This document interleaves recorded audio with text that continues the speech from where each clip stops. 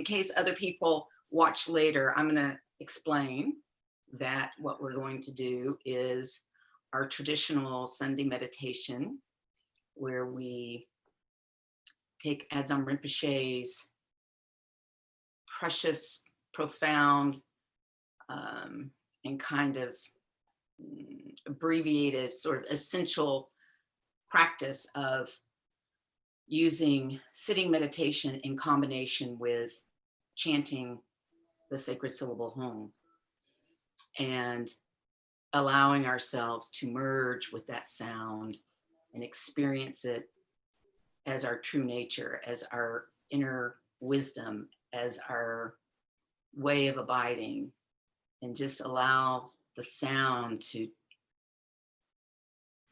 get us in attunement with that. So I personally love it, as everyone knows. And just a few words about Dawn Mountain, because again, it occurs to me that anyone watching later needs to know a little bit about Dawn Mountain if they don't. And, you know, we are a Tibetan Buddhist center and a community center. So we serve the local community and a global community. We have many, many students, members, participants throughout the world, like Kaisu here. And so it's just magical. You know, we've grown and we've become just this really amazing community. We've been in existence for 25 years, roughly. We were founded by our Lamas, Llama Rizindroma, Llama Namgyal Dorje, otherwise affectionately known as Ann and Harvey, and is a professor at Rice University, teaching religious studies. Harvey is a psychotherapist. They're both longtime practitioners, scholars, amazing beings. And we are very, very fortunate to have them as our lamas, as our founders, as our teachers. Adzam Rinpoche is our guiding teacher, along with Kate Rinpoche, who's no longer with us in this life, in bodily form. I feel him, I'm sure all of his students do. So he too, and his stream and the things that he has shared with us, we embody and bring forward. But we're really focused right now on Adzam Rinpoche and his teachings in terms of that, you know, our core teachings and offerings. We have a program called Dzogchen Nyingtik. So if anybody watching this is interested in any of this, you can contact, you know, dawnmountain.org, and we'll make sure that you get what you need, can answer questions, because we really do offer everything from beginning meditation, mindfulness, children's program, many very accessible programs, and then all the way to the really esoteric, more advanced programs and teachings, traditional, you know, lineage type teachings. So again, we're kind of amazing. So we'll start by assuming a posture that's conducive to settling, focusing. And I just want to put out there, you know, the teaching series that we're offering right now on Tuesdays, that's the first and third Tuesdays of the month at 7 p.m. Central Standard Time, is appreciating emotions in our spiritual lives. And so it's just been an amazing program. And the last teaching Simone Woodage offered, and she kind of focused at least somewhat on kindness. And that's kind of where I left off with my last Sunday meditation, you know, reminding everybody to be kind to ourselves. And so I want to set that as an intention this morning also, because, you know, as we work with our emotions and appreciate them, it's helpful to make space for them. And it's a way to begin to be able to do that is to be kind to ourselves and to accept our emotions and to not judge them harshly or feel badly about them, but to just acknowledge them, understand it's the human condition. And right now, especially, you know, emotions are rampant. And I know I speak for most everyone, if not everyone, during these times. You know, just so much coming at us. And so much upheaval and chaos and change and challenge. So again, you know, if we can be kind to ourselves, then we can sort of accept these emotions more easily and let them be, let them dissipate, work with them as we need to, as might be skillful. So I think, you know, along with setting the intention that we always do when we begin a practice of doing this, not only for our own benefit, but for the benefit of all beings, I think we can also today set the intention that we really want to open, focus, open, allow spaciousness to come forward in a way that we can really be kind to ourselves. In the same way that we might be kind to others. You know, this is also something that Simone brought into her teaching. You know, we kind of lose sight of how we interact with ourselves. You know, the self-talk that's not necessarily kind and considerate. You know, so may we be as considerate to ourselves as we are to others. Yeah. So we'll set that as an intention. And as I say, let's assume a posture that works for you. If you're a meditator, you probably have kind of figured that out. If you're new to meditation, you know, some of the keys are we want to, well, the goal being from a physical standpoint to give the spine an opportunity to be comfortably straight so that our energy can flow very easily. So one way to do that is to make sure whether you're sitting on a cushion or on a floor that you assume a seat where you're in touch with your sits bones. And that, you know, so you might want to try to, you know, rock a little bit back and forward till you feel that place of support. And then you can relax your legs down, but raise your torso, you know, have it be intentionally strong because that sort of supports the posture. And you can let your shoulders kind of roll back and relax down, opening your chest. You can have your neck long, top of your head towards the ceiling, chin slightly tucked to lengthen the neck, which lengthens the spine. And then after you get it set up, just relax and allow your gaze to be down the bridge of your nose to a spot on the floor a few feet in front of you. Or if you're an advanced meditator or you prefer to look out, whatever's comfortable. Or if you're brand new to meditation and you are more comfortable closing your eyes, close your eyes. Eventually, you want to get some facility with meditating with your eyes open. It's an energetic thing. And also, it's not as though we're trying to shut the world out. Ultimately, we want to be able to bring that meditative state of focus and attention and presence into our life. And that is our meditation, you know, that we want them to merge. So there's a lot of reasons to at least at some point work with meditating with your eyes open, whatever's comfortable for today.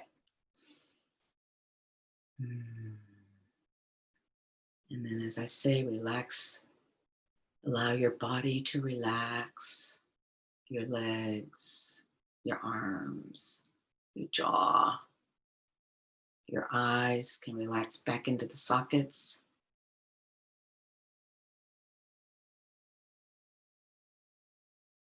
Your skull can relax away from the scalp.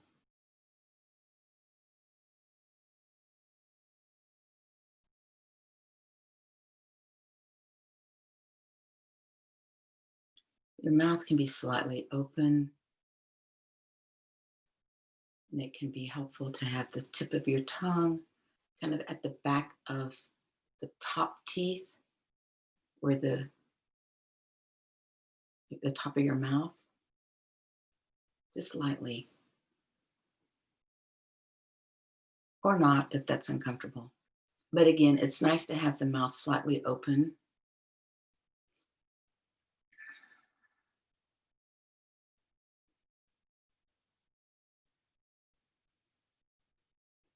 And then as you begin to relax,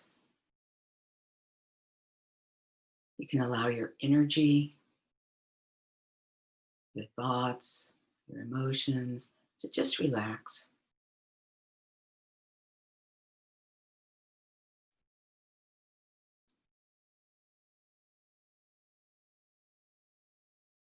There's nothing to do right now but relax and breathe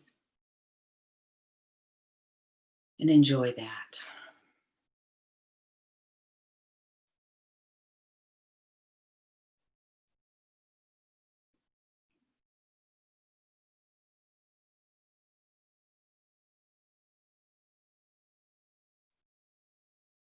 It can help to relax by breathing in through the nostrils and out through the mouth.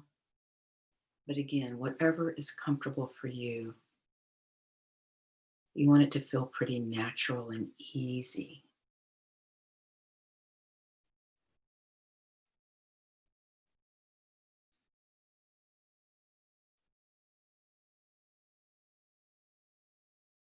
And now allow your mind to also relax.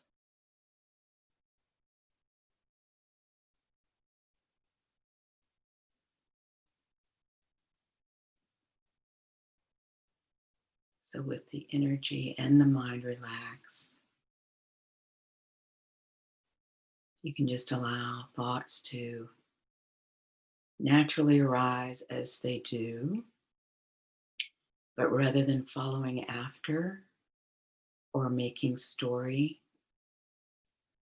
we allow them to dissipate naturally through no effort, just by not paying attention to them. They require attention to hang around. So instead, our attention will rest on the breath.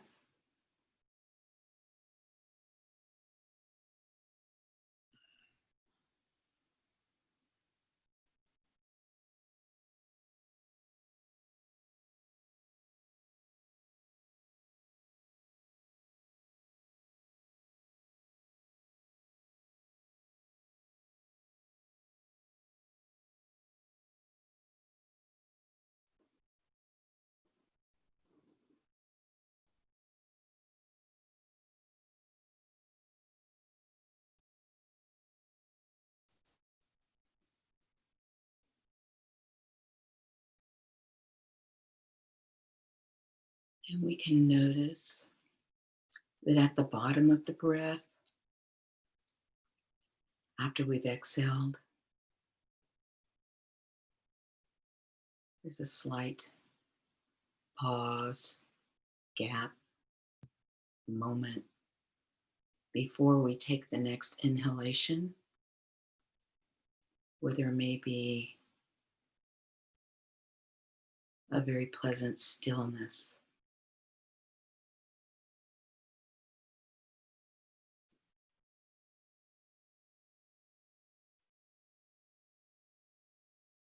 We don't want to hold our breath, but we can take note of that and experience stillness.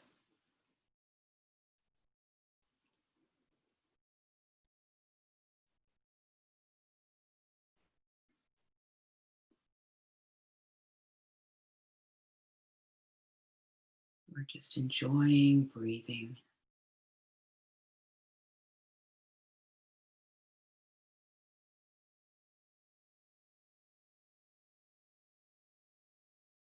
experiencing the breath moving throughout our body, nourishing us.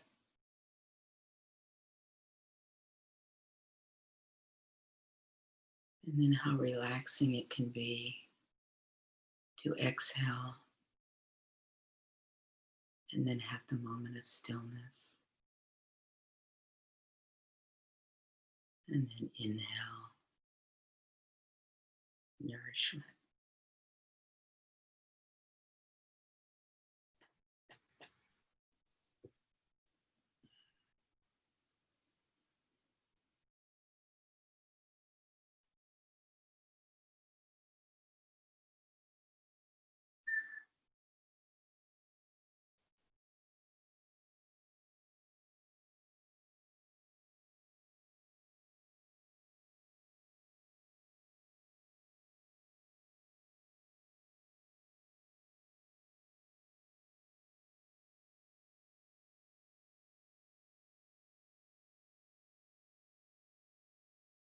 We're not really doing anything. We're being, experiencing our breath.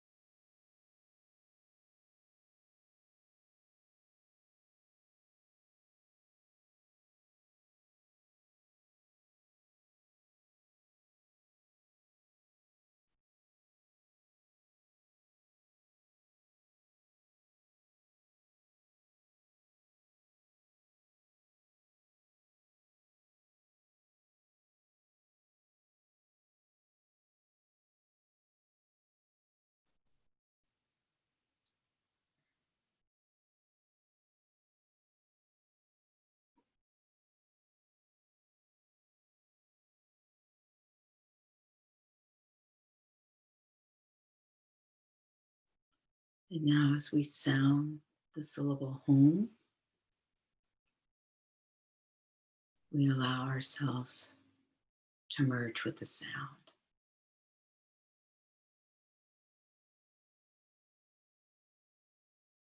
And we do this at our own pace, the sounding. And if this is new to you and uncomfortable, hopefully it'll be more comfortable since you're doing it alone in your home. But really, I encourage you to play around with it. It's powerful. And it has a lot of capacity to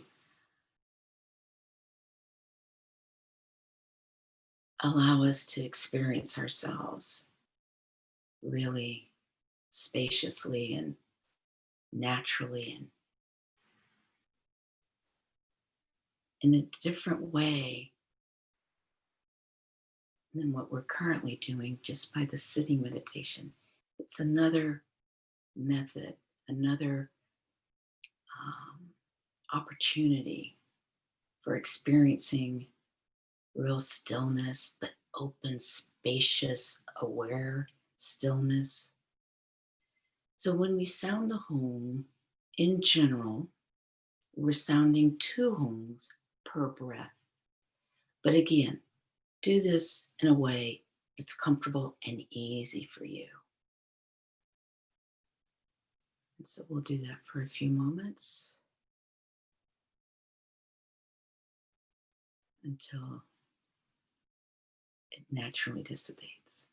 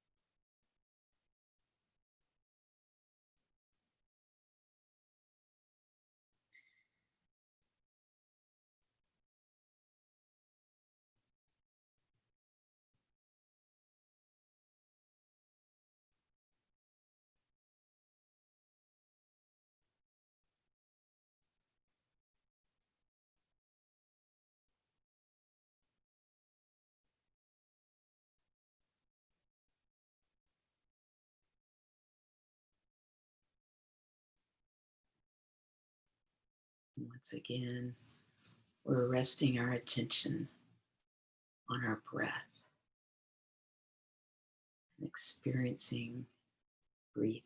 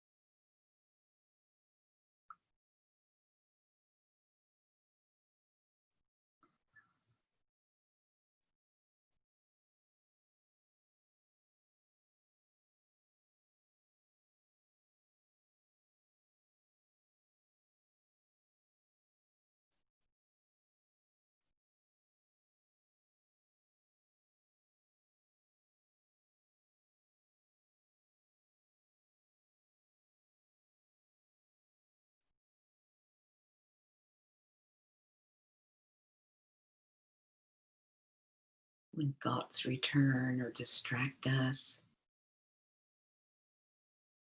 we can just let them dissipate. It's an opportunity to practice that self-kindness. No judgment. Just let them be and rest with the breath.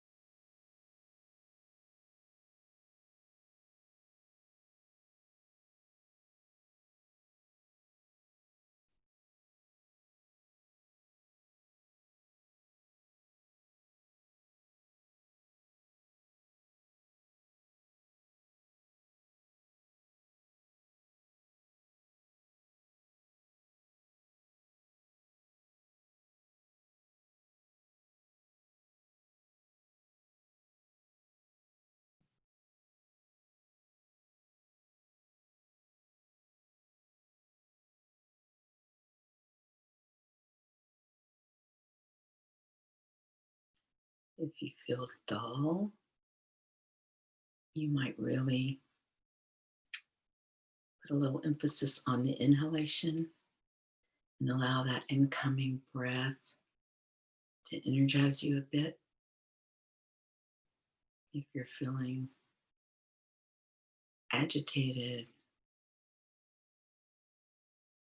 and you need to relax more, you might put a little more emphasis on the exhalation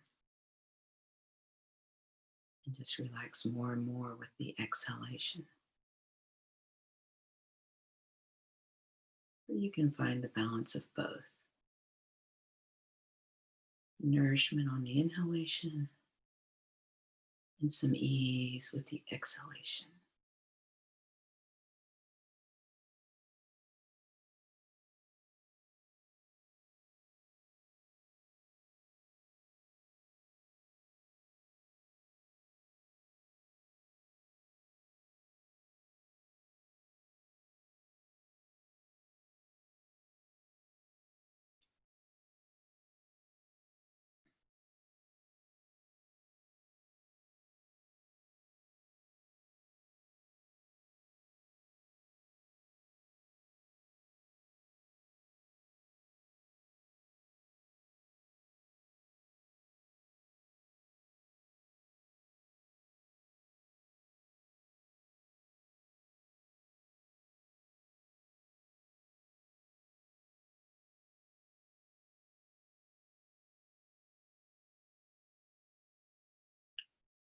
You might also allow an expansion of your awareness on the exhalation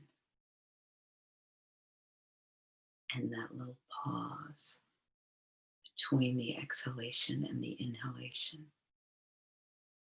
Really allow your awareness to extend as far as is comfortable.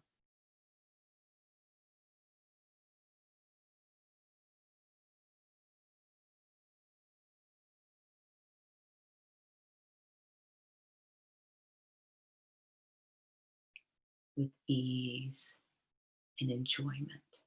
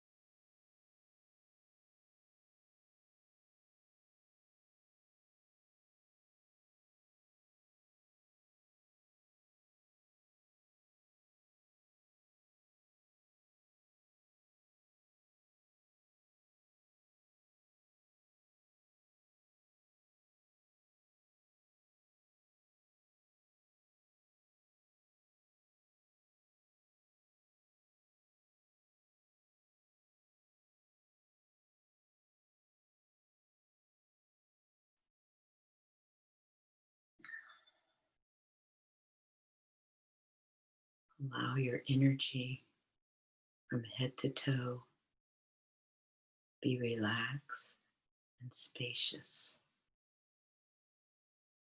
naturally.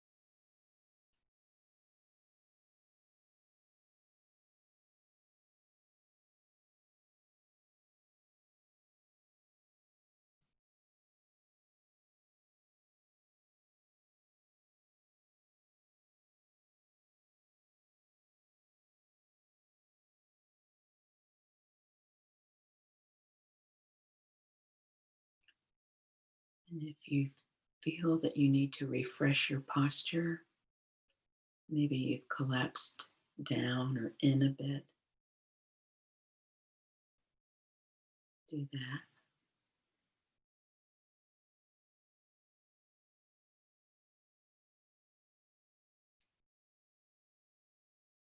If you've collapsed onto thoughts or feelings, allow that to dissipate and your spaciousness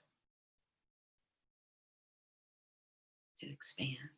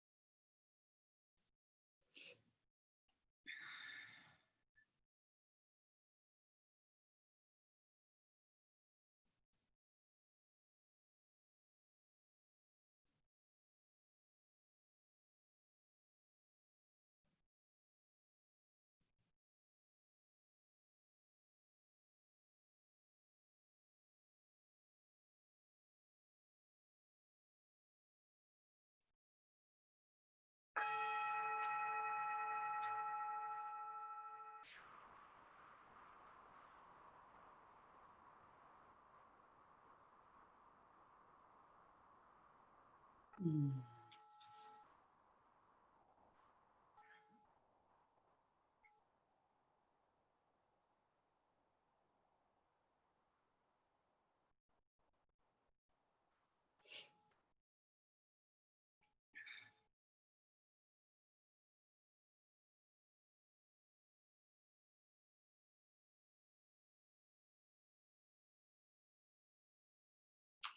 So just a couple of more words about the notion of self-kindness and,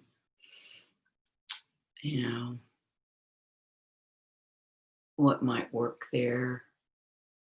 Um, the series, as I said, there's been a lot of references and good reminders and suggestions for how to be kinder to yourself.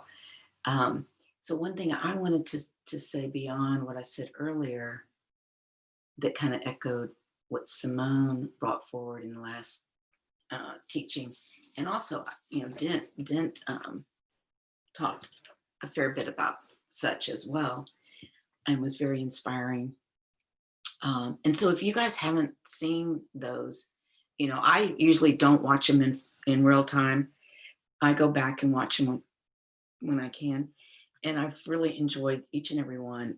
So I really recommend that. And there's two left, I think, which Herbie will do announcements here in a few minutes and confirm that or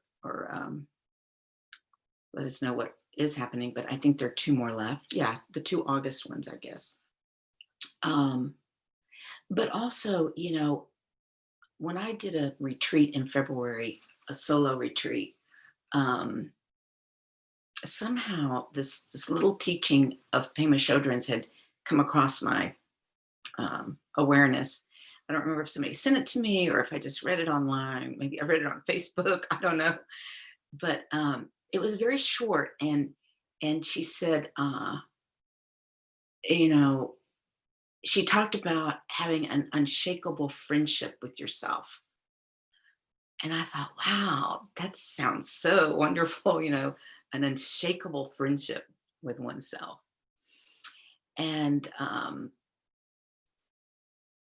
she she made the point that it's all about allowing, allowing whatever whatever is up for you, whatever you're going through at the time, just allow. Um, Not judging, not condoning, not rejecting, just allowing. And so that's really interesting when you think about it. So it's not like, oh, well, I'm being a real shit. And so, I'm going to allow that. You're not condoning, you're just recognizing that it's part of the whole and that it's not your true nature and that we're all humans and we have a full range of manifestations. And so I found that very interesting and helpful to really approach this notion of having an unshakable friendship with yourself. Um, accept yourself just as you are, just as you are. Allow, not condoning, not rejecting, allowing. So I don't know if it's as meaningful to you as it was to me, but I found it helpful because, I don't think it's natural for us to, or at least most of us, but I think most all of us, to treat ourselves as kindly as we attempt to treat others. And again, I think this is a real moment to do it when we're going through so much and experiencing so many emotions and challenges. And so we can get really down on ourselves. And then that translates into being really snippy with everybody around, or being less tolerant. For me, it shows up as being less tolerant, being less patient. So if I can be kind to myself and not get in that, loop of frustration and judging myself, and then extending that out to others, it's real helpful. So I found that to be inspiring. And then the other thing that I saw, and again, I wanted to kind of keep this since it was Pema Chodron. Um, she also said, and this was a little bit at a different time I saw this, so I don't know if it was connected to that little teaching that she did. But she said, be kinder to yourself and let that kindness flood the world. And so it's sort of the flip of what I was just saying, where when you're not kind to yourself, and so you're kind of feeling beat up, and maybe it's not in your awareness, but you're kind of you're not your best self. And so then that flows out. Conversely, if you are kinder to yourself, then that kindness can flood the world. So I really loved that idea and that possibility. So may we flood the world with kindness, starting with ourselves. So I guess we will do our ahs to dedicate. So as some of you know, but some of you may not, we sound ah 3 times. The first time, allowing ourselves to fill and become this white light, this energy that has the qualities of healing, of blessing, of offering to ourselves first, just what we might need. And then the second ah, we're going to send it to each other, wherever we might be, sharing that loving, healing, blessing energy. And this has been enhanced by our coming together like we have today and doing this kind of practice. It generates merit, it generates potency that we can bring into ourselves and we can share. So then the third ah, we send to all beings throughout time and space, throughout the world, the universe, as far as one can imagine. So it's really a beautiful way to share our merit and dedicate this practice. So we'll just sit for a moment. And then again, the first ah, we fill with light and share that energy with ourselves. Really experience it.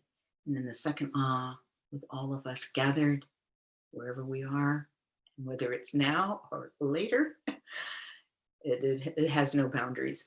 And then the third one throughout. So take a moment to just open, relax, set the intention of sharing this in this way.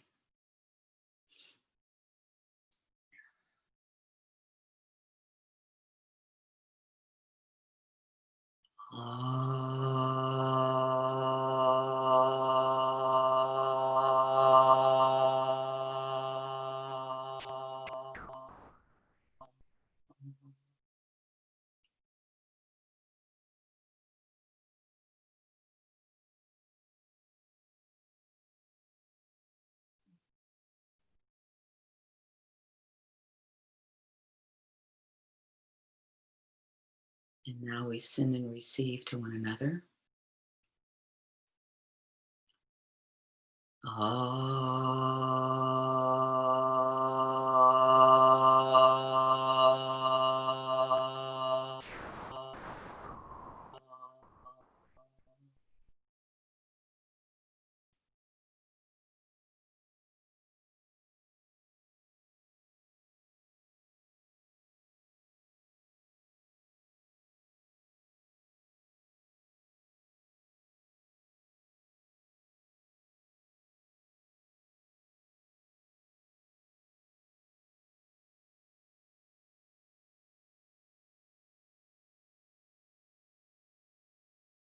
And now to all beings throughout space and time.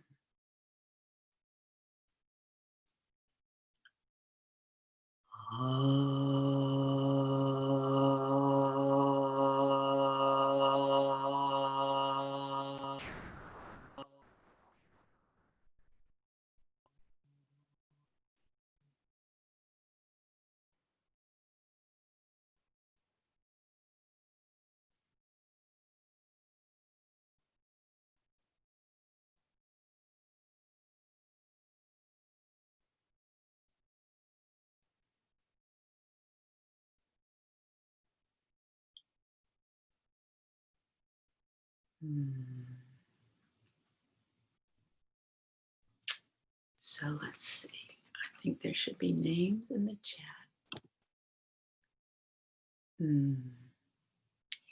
So if you haven't sent your names, you can just say them. And if you watch it later, same thing. Again, this has no boundaries. So first we'll do the dedication, the by this good dedication.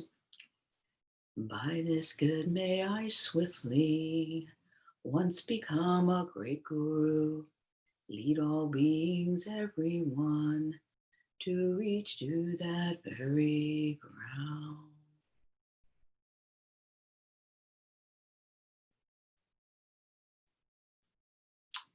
And we'll do the blessing. And I have a candle to light today, except I don't have anything to light it with. Oh, yes, I do. Okay, so we'll do the blessing with all of you in mind. With all of you in mind, we light this lamp of clarity. May the glow of love, wisdom shine within us, everyone, until we all rise forth born in one enlightened mandala.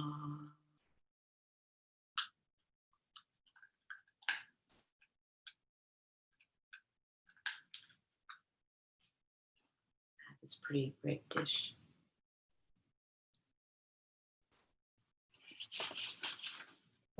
Okay.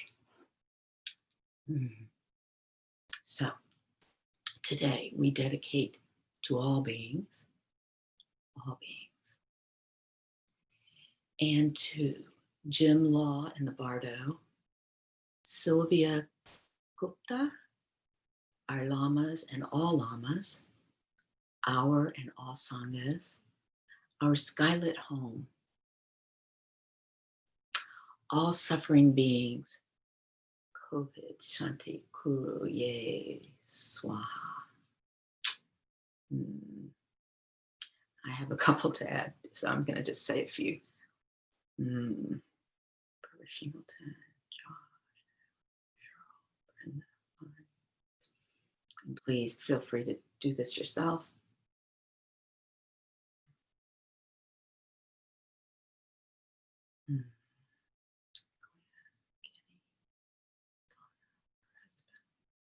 In all beings. So we'll do one more just because it feels like that's what we do. So.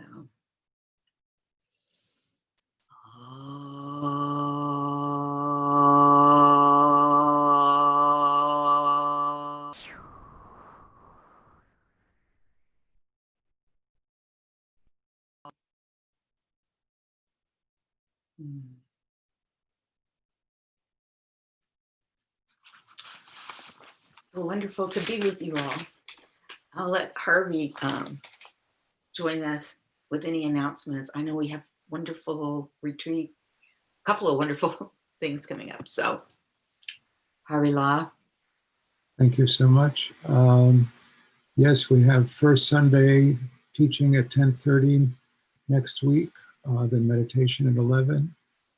And the first weekend, it's the weekend of the 11th, 12th, and 13th of September. Llama Tenzin will be doing the All Creating Majesty, and that is open to all, and there's information on that on our website. That's it.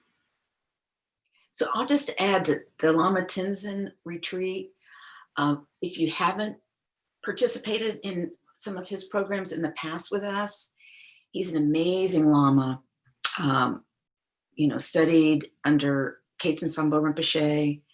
And, we've been hosting him now for years, and he's just amazing. So easy to understand, but yet what he's presenting is so profound. Kind of like this teaching or this practice that we're doing on Sundays, in my mind, where there's real power behind it, but it's very, very accessible. His teachings are like that. He makes it very easy to take in there's an ease when he teaches, but he's offering these amazing teachings. So if you have any interest there, I really recommend it. He's sweet and amazing, and Well said. I have to run, unfortunately. Thank you so much, Sharon. yes, my pleasure. Lovely. Love to all of you. Thank you, Sharon. We love you. My pleasure. Thank you. Have a Thank you, good day. Sharon. Thank you. So wonderful to see everybody. Bye. Take care. Bye-bye. Bye. Bye. Take care, Gary. It was great to see you, Tiffany.